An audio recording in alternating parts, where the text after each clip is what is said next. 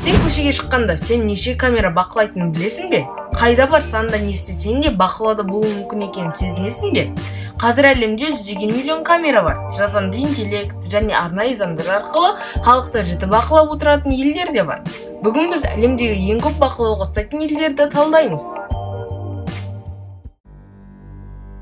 Соңғы жылдары үкіметтер адамдарды бақылауды күшейтті. Мұның басты себебі қауіпсіздік. Терроризм мен қылмыстың алдын алу үшін мемлекеттер адамдардың қозғалысын, кіммен сөйлесіп, не жазып жүргенін бақылауға тырысады.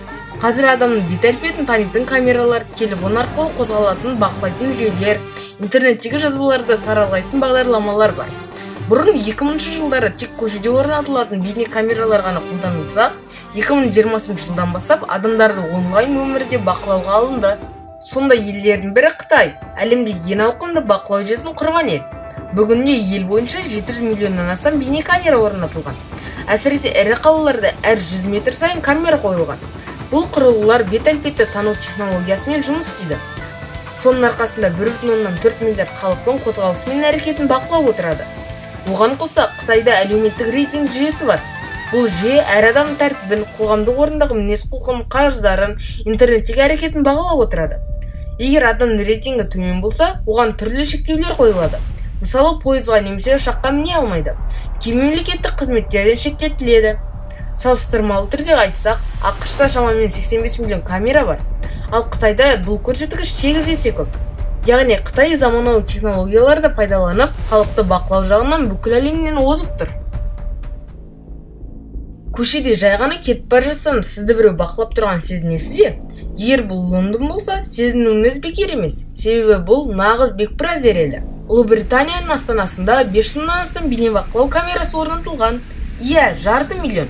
Бұл дегеніміз әр бұрышта, әр қабырғада, әр аялдамада CCTV деп аталатын көз бар деген сөз. Тіпті мамандардың айтуы бойынша бір лондондық күніне орта есеппен 300 рет камера объективіне түсіп үлгереді екен. Лондонда бақылау көп деп ойласаңыз, Мәскеуді көрмей тұрып байлам жасағаныңыз бекер шығар. Мәскеудің аспанында көзге көрінбейтін, бірақ бәрін көретін 200 мың цифрлық көз бар.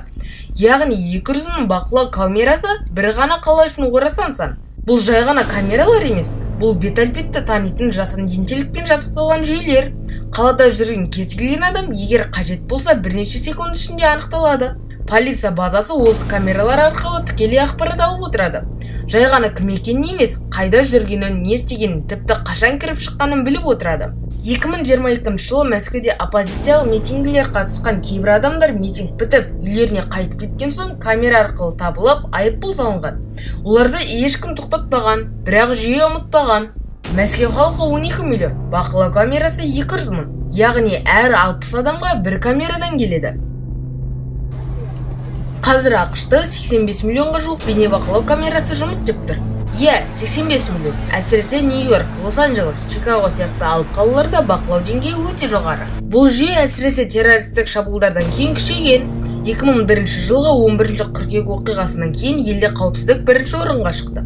Қалаларда камералар, биометриялық бақылаулар, шекарадағы тексерулер бәрі күрт арта түсті.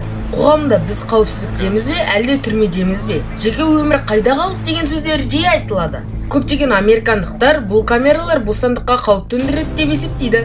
Сондықтан ақш технологиялық бақылау демократикалық еркіндіктің арасында шайқас жүріп жатқан ел. Салыстыратын болсақ, ақш-та бір адамға бір камера деген деңгей әлі жоқ. Ал Қытайда адам басына бір камерадан артық. Бұл толық цифрлық бақылауға бет бұрған жүйенің көрінісі. Көрдіңіз бе? Бақылау жүйесі әр мемлекетте әртүрлі. Бір жерде қауіпсіздік үшін, ал бір жерде билікті сақтау үшін, ал бір жерде халықтың өз еркімен қолдауымен орнатылған. Камералар мен жасанды интеллект бізді барған сайын көбірек бақылайды. Ендеше бақылау шектен шықпау үшін біз де өз құқығымызды білуге міндеттіміз. Әлем арнасында бірге ойланайық. Келесі тақырыпта қайта жолыққанша.